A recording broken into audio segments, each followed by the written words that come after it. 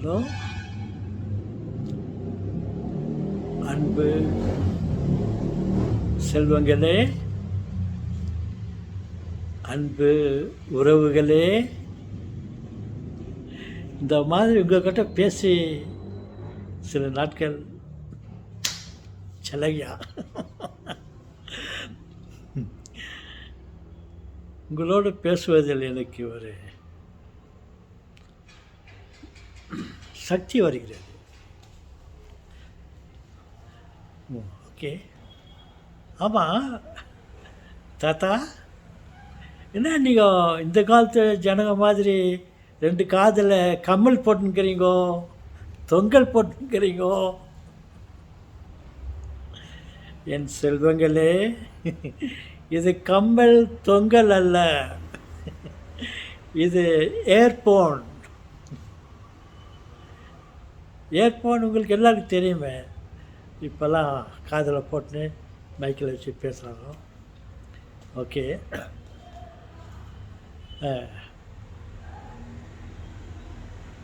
அன்பு செல்வங்களே, உங்களில் ஒரு செல்வம் என்னிடம் ஒரு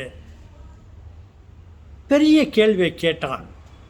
அந்த பையன், தாத்தா தாத்தா,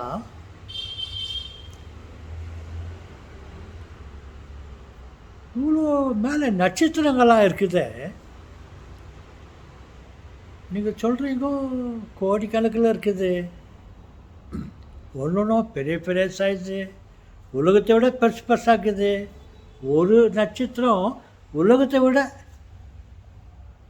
பெருசு பெருசாக இருக்குது சொல்கிறீங்களே, இதெல்லாம் எப்படி அங்கே வந்துச்சு?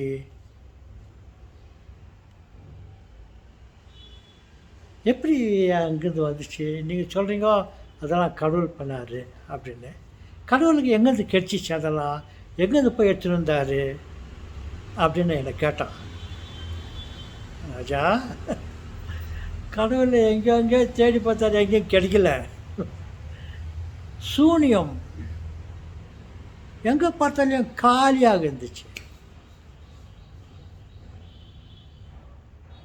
மந்திரக்காளி, சந்திரக்காளி, குட்டி சைத்தான் மந்திரம் போடலான்னு பார்த்தா எந்த மந்திரக்காளியாக இல்லை, தந்திரக்காளியாக, குட்டி சைத்தானா இல்லை. இவர் ஒரே ஒரு மனுஷன்தான். இவர் ஒரே ஒரு மனுஷன்தான் இருந்தார்.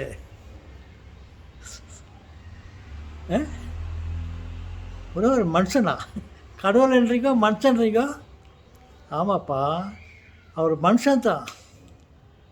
நம்மளெல்லாம் அவர் வடிவில் பண்ணியிருக்கிறாரு அப்படின்னு எல்லாம் சொன்னாங்க. நான் கூட ஏதோ சொல்கிறாங்கோ அப்படின்ட்டு நான் நினச்சின்னு இருந்தேன். ஆனால் நான் அந்த மனுஷனை பார்த்தேன்ப்பா, கடவுளை பார்த்தேன். அந்த கடவுளை உண்மையாக மனுஷன் மாதிரி தான் இருக்கிறாரு.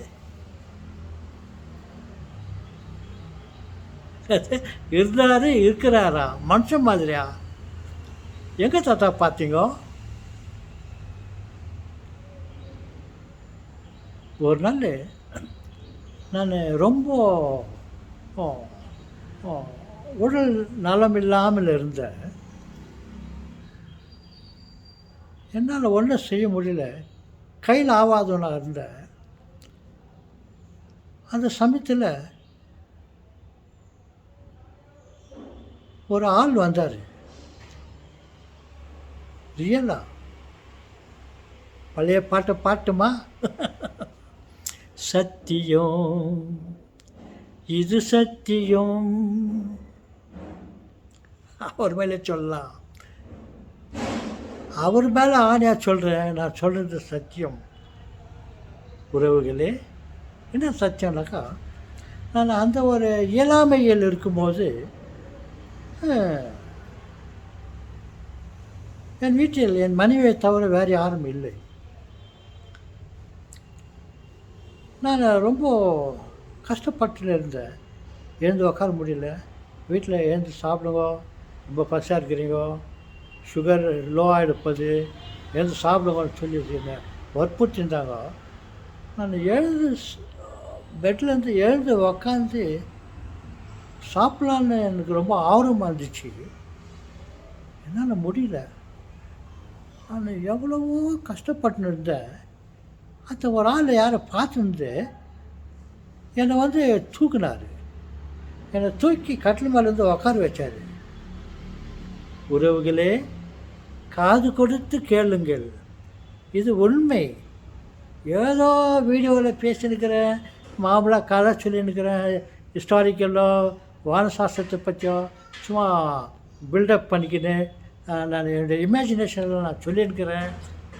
அதே மாதிரி இது கூட நான் எதோ இமேஜின் பண்ணி சொல்கிறதாக தயவுசெய்து நினைக்காதீங்க. நான் சொல்கிறது உண்மை, நடந்தது. அந்த ஆள் வந்தார், வந்து என்னை தூக்கி என்னை உட்கார வச்சார். உட்கார வச்சோன்னே நான் யார் இவர் என்னை தூக்கி உட்கார வைக்கிறாரு பார்த்தா அப்பேற்பட்ட அழகாக இருந்தார். குழந்தையும் தெய்வமும் ஒரே மாதிரி. அப்படி இல்லை, இவர் நல்லா வாட்டை சாட்டுமா. அந்த காலத்தில் மகாபாரதம் இதில் அதில் இந்த ராஜாங்க வர்ற மாதிரிலாம் காட்டுவாங்கள்ல, அவங்க தாத்தா அவங்களெல்லாம் பண்ணவர் மாதிரி இவர் அப்பேற்பட்ட அழகாக இருந்தார். பார்த்தா இவ்வளோ வயிறுமா இருந்தார். அழகான தாடி, கருப்பு வெள்ளை தாடி, ஏறக்குறைய அவர் ஒரு 7 அடி இருக்கும். ஏறக்குறைய ஒரு 7 அடி இருக்கும். அவர் வந்து என்னை தூக்கி உட்கார வச்சுட்டு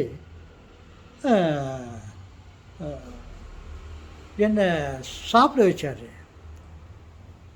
நான் அவரை பார்த்துட்டு, யார் இவர், ஒருவேளை கடவுளாக இருக்குமா பார்த்தாக்கா